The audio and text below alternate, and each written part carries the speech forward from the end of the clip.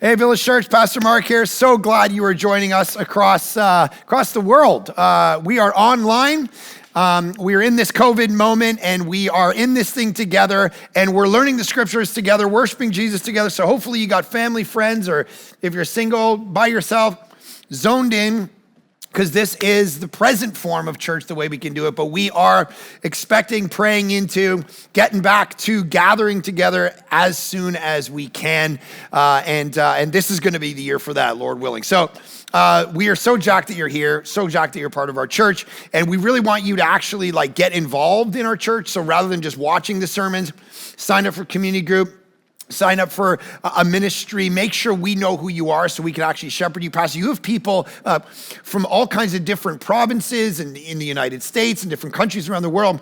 And our online pastor, Pastor Zach, actually takes people and organizes them into groups depending on where you actually are. So if there's 10 of you watching in Wisconsin, for instance, then he'll actually get you guys together so that you can chat and talk and meet up, whatever you need to do. So we want to actually do that. And across Canada, we want people to do that. We plan on planting a couple of churches this year in Winnipeg and Toronto. And so we're super excited about those. And who knows what else is going to happen. We got a couple other things brewing, and we're super excited about the mission of Jesus, because church planting didn't stop, evangelism didn't stop just because of COVID. So glad you're here.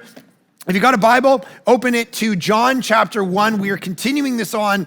Last week, we talked about the idea. We started alluding to this idea that there were going to be people that follow Jesus. And now we see it here in verse 37, speaking of the guys who were interested in Jesus before. And it says, they followed Jesus. Jesus turned and saw them following and said to them, what are you seeking? And we ended last time on that awesome question. And they said, Rabbi or Rabboni, all right, for the Italians among us. This is a really interesting thing, which means teacher. So you have this concept of following Jesus. They start to follow him, and then they're looking for, so a rabbi, this is what we have to understand about that time. A rabbi, back then, it literally meant great one. And it was a master to a student.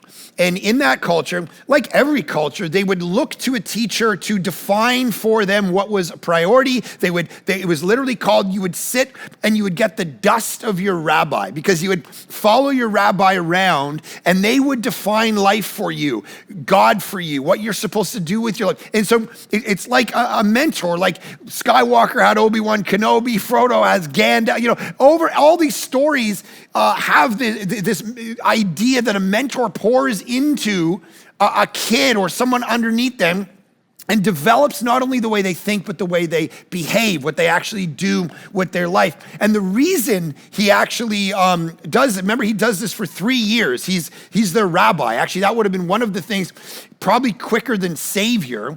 They would have related to Jesus as rabbi. Jan David Heidegger, who's a philosopher, said, the question of leadership is the most important question in the universe. Who leads you? Who's your leader? Is Jesus your teacher, not just your savior? You understand that he formed a kind of life. The reason he lived all those for 3 years. See, oftentimes we've done a really good job in the church at defining why Jesus died, but we're not always sure why he lived. Why did Jesus live? To bring the kingdom and to model, as the old Latin phrase, Christus exemplar. He is an example for us as we come under. Dallas Willard, actually, who was a philosopher who passed away a few years ago, he talks about the idea that student or apprentice to a master is actually the paradigm of Christianity in the New Testament.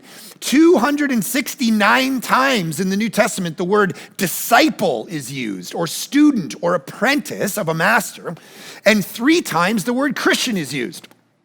That this is the paradigmatic model of Christian life in the New Testament, is discipleship. I'm an apprentice under a master, and this is why even 1 John chapter 2, which is this beautiful verse in the New Testament, my friend texted me the other day. I was sitting studying sermon stuff. It was on a Saturday night, getting ready to preach, and she texted me. It was a little bit ago. Her and her family were out, and they were wrapping all these things for these people in need, and kind of taking pictures of their family doing this work. And I'm kind of sitting at home, working on my stuff, and I'm like, oh yeah, that's actually what Jesus looks like. And so I sent her a text of this verse, 1 John chapter 2. Whoever says he abides in him, meaning Jesus, ought to walk in the same way in which he walked. There's this exhortation to not just believe in Jesus, guys, but to walk like he walked, to love like he loved, to forgive enemies like he forgave enemies, to do sexuality the way that he would define it, to do money the way, to do family, to do your job, to do work, to be single, the way that Jesus as rabbi. Do you wear the dust of Jesus on your life so much so that people look? And here's what we got to understand about it. It's not like there's Christians and then there's the deluxe version of Christians, which would be disciples, right? And some of you are like, yeah, but I'm a Christian, but maybe I'm not a disciple. That's not how this works. It's not like you go, it's a fast food restaurant and you go and it's like, you want to supersize it? And you go, yeah, I like to supersize it. That's not what a disciple, it's not a supersized version of Christianity. It is the paradigm. It is the question you need to ask your life.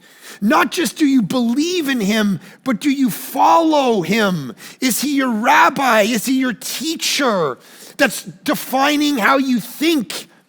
A.W. Tozer said any other version of Christianity is what he called a heresy. He called it vampire Christianity, where we just focus on justification and making sure we're going to heaven when we die and make sure my sin is forgiven. Let me take a bit of your blood, Lord, but not worry about walking with you in the now, about who I'm going to become in the present time. And so Dallas Willard talks about the idea that you have a whole bunch of people who have faith over here and abundant life over here. And of course, this is what we want. You have this, but abundant life over here. And Willard said the reason that we don't have abundant life, but we might have faith, is because the bridge between the two is discipleship. That's what you're missing. That's the method by which you move from here to here. You're wondering where's the joy, where's the meaning, where's the fulfillment? Discipleship is the way there.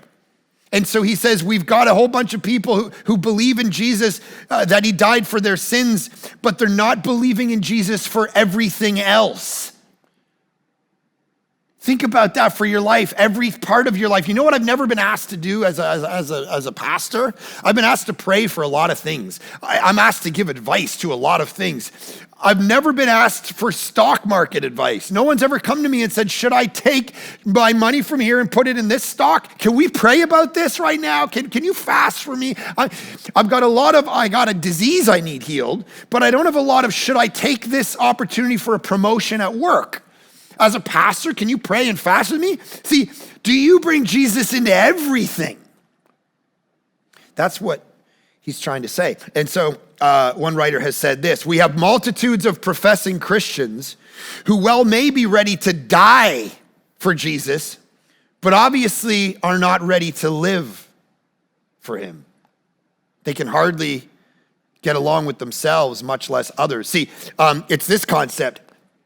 I look at some of you and I think you are courageous enough to die for Christ, but that actually may be easier than what it means to live for him. Because that's going to take sacrifice. That's going to mean obedience. That's going to mean becoming a student, shaping my very life, the character traits. See, that's what spiritual formation is. It might be easier to die for you than to actually live for him. And so why does he do this? Why does he say, follow me? Why does he call these guys to follow? Why does he want them to be the rabbi? Because he knows it's the best thing, not for him and his ego. He's not me on Instagram trying to get more likes. He knows it's the best thing for them. He knows it's the best thing for you. It's the best way your life runs. That's the offer of discipleship. It's the best way. The universe runs best when it's done in the form that God himself does it. This is why it's like a car. I'm so bad at cars. I went in for I was meeting with a banker a little bit ago, and he was asking me about my assets. I was telling my buddy this the other day. I'd forgotten about it, that he was asking me, and I didn't know anything about it because I don't care about cars. So I'm like, I don't know. He's like, do you own your car? I'm like calling my wife. I'm like, do I own my car? No, I lease my car. And so the gas light goes on, or the oil light. Right now on my truck, there's an oil light. It says you need to change your oil. I don't even know. I've never even done that to a car before. I don't know how these things run, but it's probably best if I get my oil changed. It means the engine's going to run properly. He's going without trying to look like me as your teacher, as your rabbi. Your life ain't gonna run properly. It's like you're running without oil changes or gas, or you're not paying attention to the details. This is for your good, not my good. That's the point.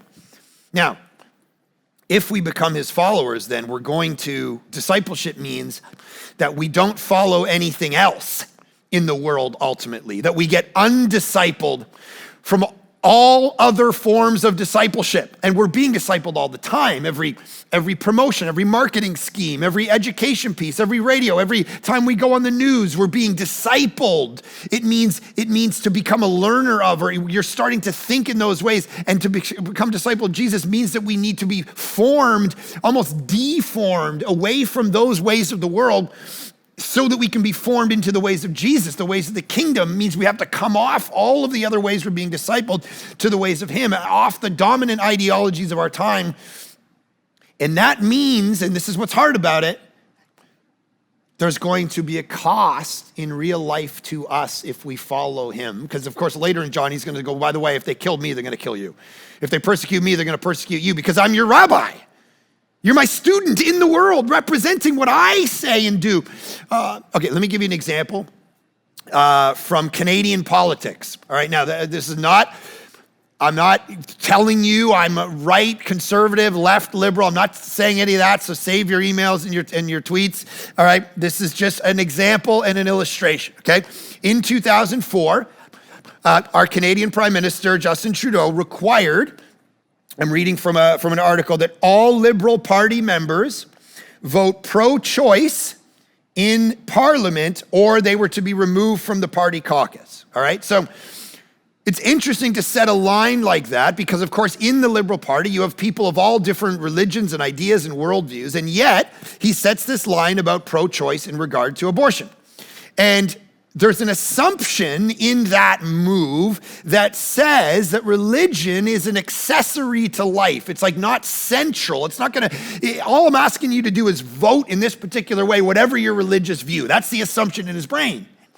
But the reality is that's not how religious life goes. That's everything. It's one commentator says this: what kind of politics are they which require an MP to denounce his deepest moral commitments and declare he's in favor of ideas and actions that his faith condemns, his church forbids, and his conscience cannot abide? See, sometimes in life, even at the political level or the technology level or the money level or the work level or the marriage level, discipleship creeps in and you can't set it aside as something other than central to how you are. And are you willing to take the risks that you might lose a job in regard to discipleship, for instance? Or something might be, see, this is the cost of discipleship. This is what Jesus meant when this is going to be hard. On the flip side, you have a story I read years ago. There was a guy who used to do prison ministry, and there was this one gangster in prison, and he became a Christian. And when he got out, he continued to be a gangster. And this guy caught up with him. He's like, what are you doing? He's like, well, I'm just a Christian gangster. There's Christian lawyers, there's Christian rock stars, and now I'm a Christian gangster. And he's like, no, that doesn't work. You can't be like killing people and selling drugs and being pimping out prostitutes and be a Christian at the same time. And the comment was he wanted to be a Christianized version of what he already was and was determined to remain. That's not discipleship. That's what's hard and beautiful about what Christianity offers. It's not just a belief system. It gets down to the level of who you are and how you are in the world. And if we aren't willing to go, this stuff affects my life, then I'm not sure we're Christians. I'll give you an example of this. I was doing marriage counseling a few years ago with this couple, and they're kind of going through struggles, and the wife had said, there's a few things I need you to stop doing. You got to stop doing this, stop doing this, stop doing this. And the third thing was, I need you to stop hanging out with this particular guy. You hang out with him, he's a bad influence on your life. I don't want you hanging out with him anymore. No hanging out with Jason. So the guy's like, okay, fine. And then month 1, month 2, month 3, I keep checking in with them. And he keeps telling me, oh, but Jason needs me. She keeps getting mad at me, but I keep hanging out with Jason. So he wanted to say two things at the same time. On the one hand, he wanted to say, I will do anything to fight for my marriage. On the other hand, he couldn't stop hanging out with his bro, Jason.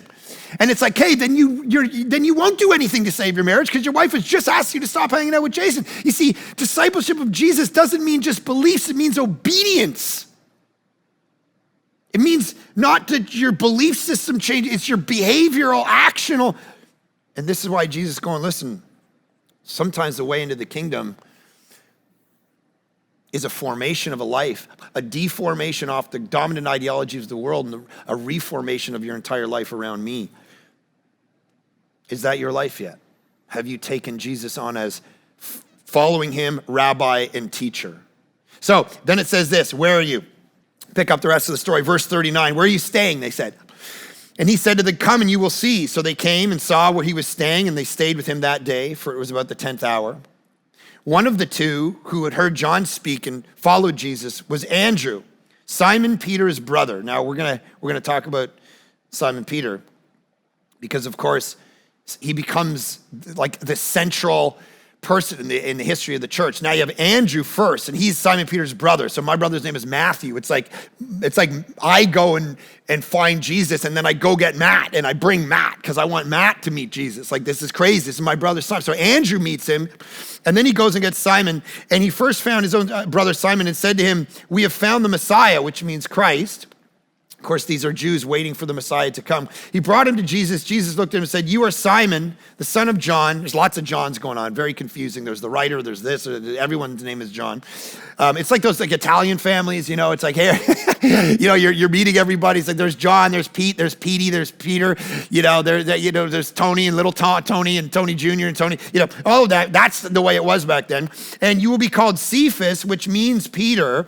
And this word is the word Petros, which means rock, all right? And so he says, you are Simon. I'll get back to that in a second, but what I love about honing in on Simon Peter for a few minutes is it raises the question, when we talk about all this discipleship stuff, it raises the question for me, who qualifies to be a disciple of Jesus? Because some of you are sitting there going, I'm a disaster. You don't know the pornography I looked at last night. You don't know the mistakes I made. You don't know what I'm hiding from my spouse. You don't know how I spend my money. You don't know that I'm part of a different religion. You don't know that I go to psychics and try to figure out you don't know about all the secret things that I do. What kind of, you don't know who I maybe murdered. Like, there's people all through the Bible who murder. I mean, maybe you're racist. Maybe you know these things about you, and you're saying, it's great to say I'm supposed to be a disciple, but you don't know who I am, man. I'm not good enough. And Peter is going to give you the encouragement that you need. The imperfect person qualifies.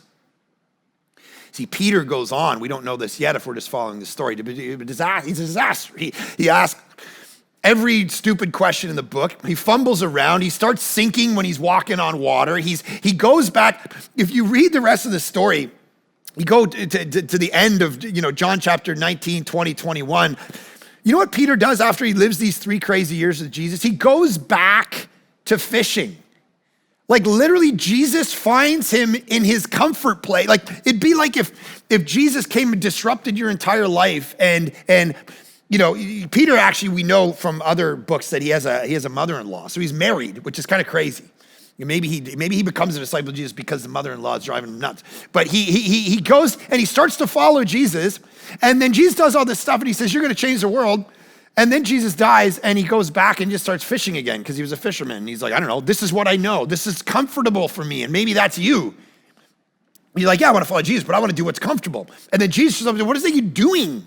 And then they go on this walk in John 21 and John, the writer of this, is there, and Peter keeps asking, he's like, hey, am I going to be like him? And hey, what's going on with my life? And he's constantly just nagging, kind of an annoying guy. See, he's an imperfect guy, which gives us all hope. In fact, this word Petros, it can mean like solid rock, but it can also mean, and here's the joy for us, kickable pebble. That's what this word means. Jesus nicknames him, which is great. He goes, your name is Simon. I'm going to call you Cephas, Peter, Petros, Kickable Rock. He's nicknaming him. I love this. You ever had nicknames? Like my buddies had nicknames back in the day. My best friend was, his nickname was Nipple. His nickname was Nipple. So yeah, you don't really realize till you haven't said the word nipple a lot that like kind of a weird thing to say 28 times a day, when you're sitting in school, hey, Nipple, pass me a pencil. So Nipple was a big one, a nickname that we had. I mean, that didn't sound right. We had all kinds of nicknames for it. We called my buddy Cone because his head was all coned. See, we were such nice guys. But here's the thing about nicknames, and let me make a kind of deep point out of this. Nicknames are something you give to someone because of kind of their historical, like they've done stuff or they look a certain way or whatever, so you nickname them that. What I love about this is Jesus is saying where your life is gonna go. You're a disaster, but here's where your life is gonna go. You're gonna become a central feature of the entire church. You're gonna help birth the church, Peter. You preach the first Christian sermon. You're one of the great leaders that's gonna spread Christianity. I'm gonna call you Rock now, even though now it might be Kickable Pebble, but it's gonna be unbelievable. Listen, there's an encouragement for me and you. He takes the regular Joe Blow who's made a whole bunch of mistakes. You looked at that stuff, I know. You did that thing, I know. You hid that secret, you lied that time, I know. Kickable Rock, but you're gonna become Petros, stone, immovable, if you put your hands in the life of Jesus. That's what he's trying to say to Peter, and that's what he's saying to us. But forget the mistakes you've made. Maybe life is just beaten up on you, and you need, as one writer, I'm reading a book called People of the Second Chance, and maybe that's what you need. Life is, he gives the image of toothpaste comes out of the bottle, and it out of the tube, and you can't get it back in, and that's life sometimes. That's Peter, mistake-ridden. Sometimes it's not even mistakes, it's life beats up on you. You have a diagnosis, maybe you lost a child, maybe you're divorced, and you feel all the shame and the guilt and the pain of all of this. It's out of the tube. The mess is made. But then Jesus takes all that mess and he does something with it. People of the second chance and the third chance and the 18th chance and the 77th chance. That's why Jesus constantly teaches how many times are you going to forgive? 70 times 7. So many times I'm going to forgive you, the infinite amount of times, even though maybe your spouse isn't giving you that second chance right now, or maybe your kids have stopped giving you that, or that workplace or whatever. Jesus will. Circumstances may not. Jesus will, because he's going to make you into something. And it's in that place when you start to recognize your own frailty that he can do work like that. Let that be an encouragement to you. Cynthia Oselli, she's a writer, says this: for a seed, like of a plant or a tree, to achieve its great expression, it must come completely undone. The shell cracks, its insides come out, and everything changes. To someone who doesn't understand growth, it would look like complete destruction, right? That's some of our lives. They are cracking apart. The insides are coming out. We got nowhere to go. And that's the only way a seed becomes what it's meant to be, to grow into a thing. And it looks like destruction, to quote The Dark Knight, the night is darkest just before the dawn. Jesus can do something in your life that you can't even imagine. I have a friend who cheated on his wife, was hanging out with all the big players. He was hanging out with Tiger Woods and Charles Barkley and going on trips to Vegas. He was flying in private jets with Mark Cuban. He was the man. And then he was down in Vegas one day, had flown in on a private jet, and he's hanging out with all these guys and girls everywhere. And all of a sudden, he just felt this overwhelming sense of crushing. And it was the beginning of a new life for him. He walked away from all of his bags. He left them sitting in the private jet.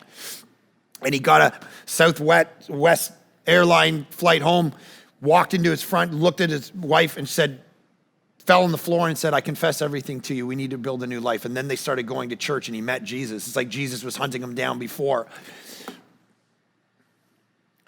That moment of cracking must have felt awful, but it was the beginning of a whole new life for him. And that's the moment you might be in right now. And that's the hope that we actually hold on to. Peter was the guy who was both carnal and spiritual, right? That's just who he was. So some of you right now, you just feel that way.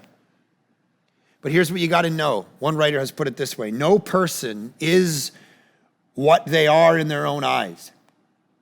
They really are only as they are known to God. No person is what he himself thinks he is. He is only what Jesus knows him to be. And so some of you think you're dumb, you're ugly, you're not worthy. How would God ever use me? That's Peter. And Jesus goes, I want you. I'm going to do something with your life. I know it feels like it's cracked and a mess and a disaster. I'm going to do something with your life that you might not even understand right now. And so the next day, verse 43, Jesus decided to go to Galilee. That's where he hung out. Now, one of these days, a couple weeks, I'll put a map up so you can kind of gauge what's going on here. But Jesus grew up in the rural reality of Galilee, a fishing town, far away from Jerusalem, the kind of the main hub of theological elitism. He was far away from that, and this is where he did his life. And he found Philip, and he said to him, follow me. Now, Philip was from Bethsaida, the city of Andrew and Peter.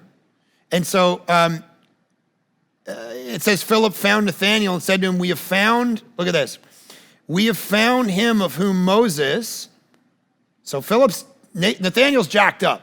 Nathanael meets Jesus, goes back, tells Philip, here's what I love about that is that Spurgeon years ago said, you're either a missionary or you're an imposter, right? Either Jesus has got a hold of your life and you want to go and tell everybody about it, or not.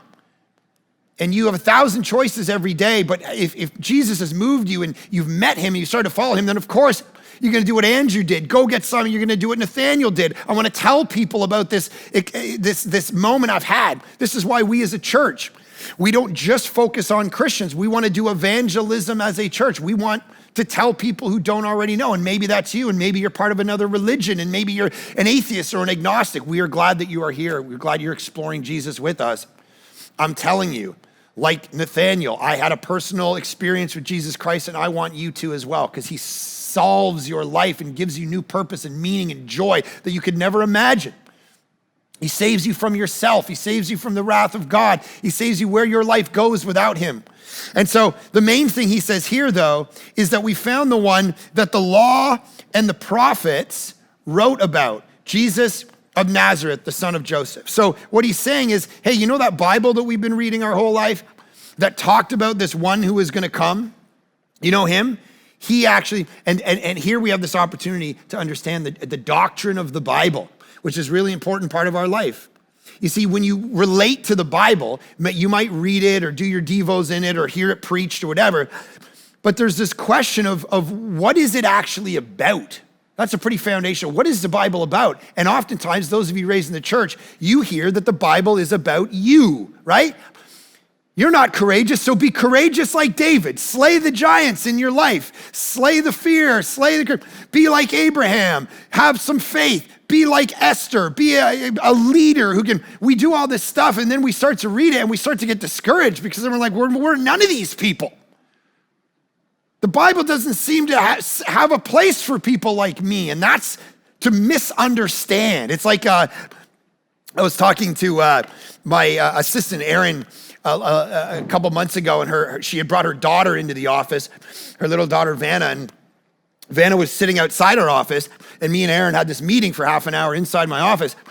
And of course, I talk, animated in life, right? And I talk, my volume may not be as low as some people, and everything's like a big deal, and everything's like said like apocalyptically in my life. And so I'm telling stories, and we're doing something as easy as booking calendars, and I'm reading.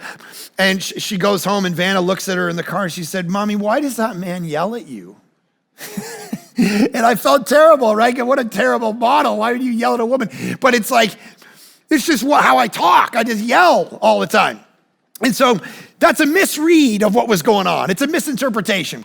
And the reality is, some of you misinterpret what the Bible's about to far more of a destructive reality in your life. Because ultimately, look at what he says here. The law and the prophets, they wrote about, what were the law and the prophets, what did they write about? Jesus. Either the Bible is about you or it's about him.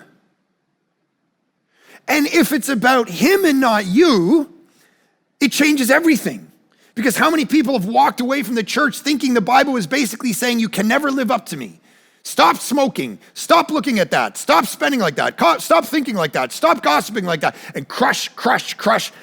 And we leave because we know we can't. I did young adult ministry for 6 years. How many of them left the church because the Bible seemed to be saying a whole bunch of stuff they didn't want to do with their life at all, and I don't want to be part of it. That's if the Bible's about you. But if he's right and the Bible's about Jesus, then the whole thing changes. Because it's about the fact that Jesus had to be courageous for you because you're not. And it's about the fact that you're not supposed to be David. Jesus was David for you. See, there's a writer, he points this out in this in this great way where he talks about Jesus as the true and better. You know, one of my daughter's books, it's called the Jesus Storybook Bible, and the sub kind of point is every story whispers his name, right? The idea that the gospel weaves itself through the whole Bible. And this one writer puts it this way: Jesus is the true and better Adam who passed the test in the garden and whose obedience is imputed to us. Jesus is the true and better Abraham who answered the call of God to leave all the comfortable and familiar and to go out into the void, not knowing whither he went to create a new people of God. Jesus is the true and better Isaac, who was not just offered up by his father on the mount, but was truly sacrificed for us.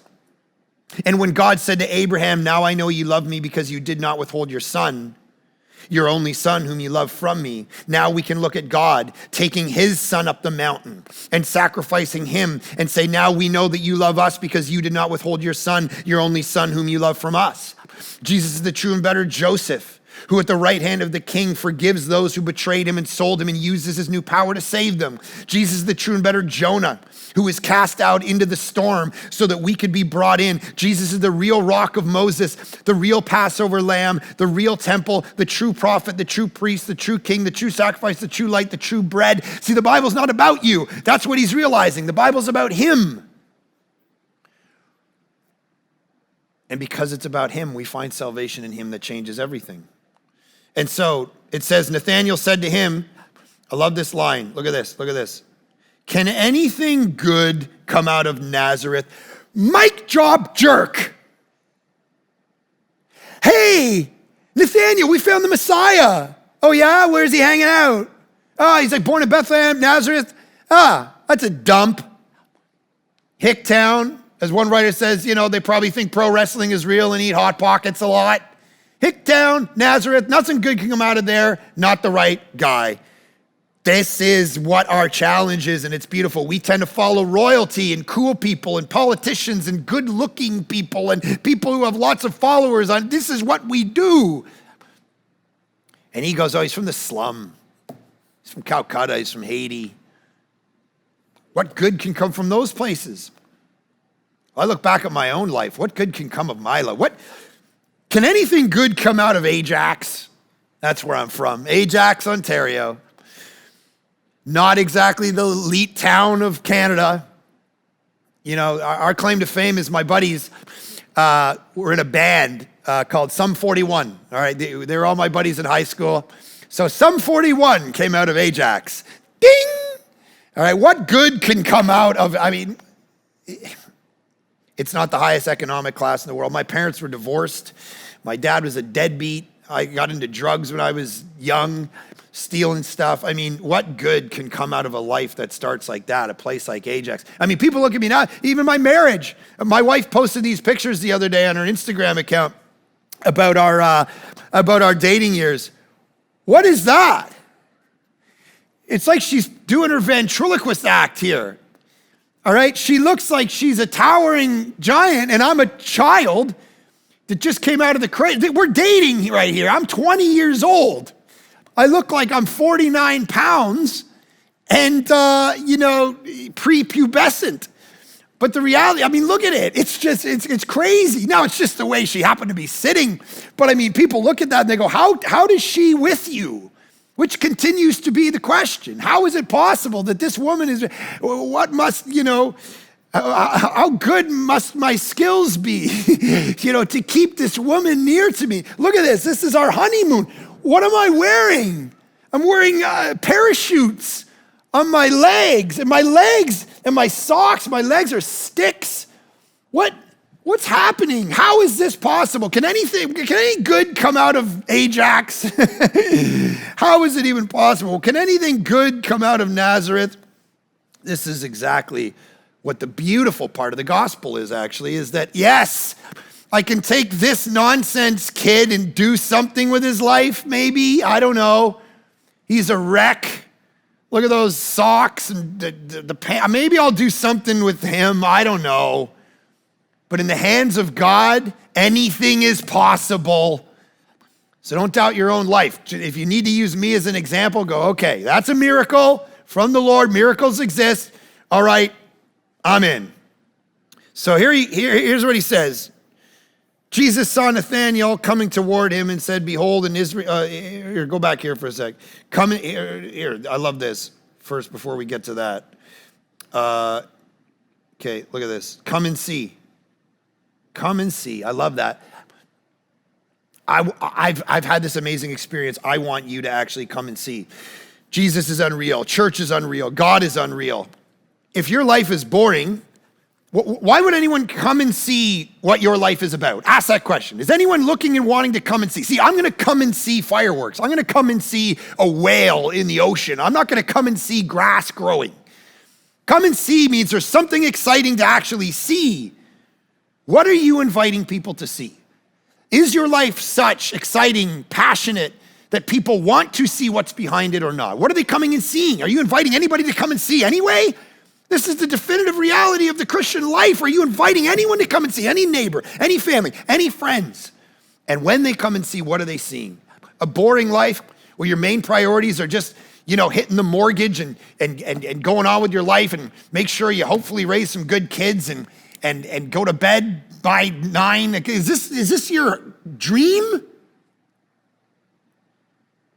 Do you have something interesting about you that transcends every moment of suffering, that says I'm for something, my whole life is tied around something else, something bigger, from this Messiah that I've met, that came from this background of born and stay, just a non-event, and he changed everything? Is there something about your life? There's a story told about Thomas Huxley, who was an agnostic. He was called Darwin's bulldog at the time. He was just a philosopher and a writer that was all about Darwinism and atheism and agnosticism in particular. He didn't go to church. He made fun of people who did. But one day he was walking. It was a Sunday, and all of his friends had gone to church, and he found a guy. He was walking to church, and he said, I want you to come in my house, and I want you to tell me about Christianity. Tell me about Jesus. Tell me about this God that you follow. And the guy knew who Thomas Huxley was. And he said, I can't argue with you about Christianity. And Huxley's like, no, I don't want you to argue with me. I want you to just come in the house. We'll have some tea. And I want you to tell me specifically your life and what you love, what Christ means to you. I'm not here to argue. I just want to know what Christ means to you. And the man spent the afternoon telling Huxley all about his life and what Jesus meant to him. And the story is, I was reading in a book, it says, Huxley, with tears at the end of the conversation, said these words, I would give my right hand if only I could believe that. He didn't argue, Huxley. It wasn't clever argument. It was, let me tell you what Jesus has done in my life, the value of it. That's what people are going to believe, guys. And every single one of you can do that. You don't have to be brilliant to tell people what Christ means to you, to show them his worth, to show them his value. Now, let me end by focusing in on this word within a word, see. Come and see. See has, it's a theme in itself in the Gospel of John. We want to see. In John chapter 20, you see the writer of this book and Simon Peter, and they're running to the tomb. And it says in verse 3, so Peter went out with the other disciple and they were going toward the tomb. Both of them were running together, but the other disciple outran Peter and reached the tomb first. And we find out later that the other disciple is John. He's the guy writing this. So he's kind of doing like, I was a faster runner than Peter, no big deal. And then he said, they get in, they stoop down and they look. And it says, if you read it, he says, he saw the linen cloths lying there, but he did not go in. Then Simon Peter came following him and went into the tomb. He saw the linen cloths lying there and the face cloths which had been on Jesus' head, not lying with the linen cloths. Then the other disciple who had reached the tomb first also went and he saw 3 times and believed. And we start to understand the way John uses words. He wants you to come and see, but he wants you to see. Like, not just see Jesus, like some of you are right now, but see him. Like, see and believe. Come and see.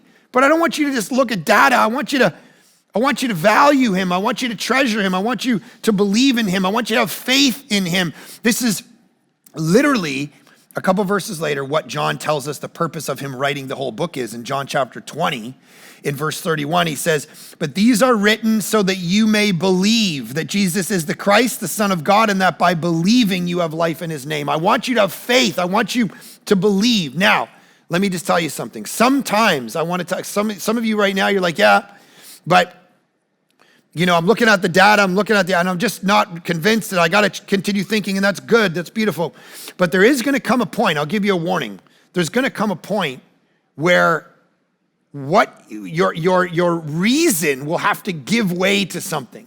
And here's my example of this. I drew on this before we started so you can see. You see these 2 arrows? So if you look at these 2 arrows, just tell the people around you which one has the longer line in the middle, the bottom or the top. Bottom or the top, which line is longer in the middle? Of course, we look at it, the bottom. Bottom looks longer, looks like that line. The reality is both of those middle lines are the exact same size. One just looks longer than the other. And I was reading a psychology book the other day and they made this point and said, sometimes we can't trust our senses. Sometimes we have to actually come to a point where we don't trust our senses. Where sometimes they're giving us data that seems to be one way, but we've got to understand that it's not actually that way. We have to go beyond it. We have to see, but then we got to see, because sometimes our brains can play tricks on us. I was reading the story of Air France 447 the other day, May 31st, 2009, look it up. Crashed with 240 or 50 passengers, went into the ocean, and they have the black box tape. And the black box tape is the pilots all fighting each other because all of the data seems to be saying that they were going down, and he kept pulling the nose up and up. And as he pulled the nose up, the plane would start saying it's going to stall. And he thought he was only at kind of almost going thing, but he was at this high pitch. And then the plane started, and as he's going, he thought he was pulling up, but he was actually pushing it down, and they're all arguing, and you hear the black, what are you doing? What are you doing? You need to pull up. He's like, I'm pulling up. And the plane just continued to go down at 10,000 feet per minute. And they all argue for 10 minutes in the plane, trying to figure out what's going on, until finally the clouds clear, they see the ocean, and you just hear the guy say, what's happening? And it's over. Brilliant minds. All the math seemed to be right. All the instruments seemed to be telling one story, but all the senses were wrong. They did what psychologists call cognitive tunneling, and instead of thinking, they were reacting. Psychologists tell us there's a world of difference between thinking and evaluating something through a clear heart and a clear mind and reacting. And my fear for some of us is that you're not coming and seeing the evidence and the offer. You're reacting to it, and it's skewing you. That could end up in disaster. And so the offer of John is continuously what it is, and the offer of Village Church to you is continuously what it is. At some point, you have faith in Jesus. It's a bit of a leap. You run the ramp of reason and take the leap of faith. because sometimes our gut's telling us one thing, but we can't trust it. And then you begin to see, and as John says, and believe. That's my hope, my vision, Lord, for the people watching this and listening to this right now, that they wouldn't just see these stories and see this text, but they would see, they would believe, they would begin, for many of them, watching this from all these different countries and whatever context they're in. Some of them were atheists, agnostics, that they would take the leap of faith, that they would invite Jesus in and recognize that once that happens, they will become come and see people to the beautiful, abundant life that they couldn't have any other way. And that sometimes life around them is giving them all kinds of messages. The instruments seem to be saying we're fine or we're going up when in fact we're going down. And people around us seem to be affirming us in who we are and where we're at. But this is not data that is actually true. So let us hear your voice and let us follow into the tomb and then see the empty tomb and the reality of the resurrection like these guys did, and then see and then believe. And let us have those miracles that follow. Change the direction of our very life and our affections. Lord, do that among us by the thousands, even right now. In Jesus' great name we pray. Amen.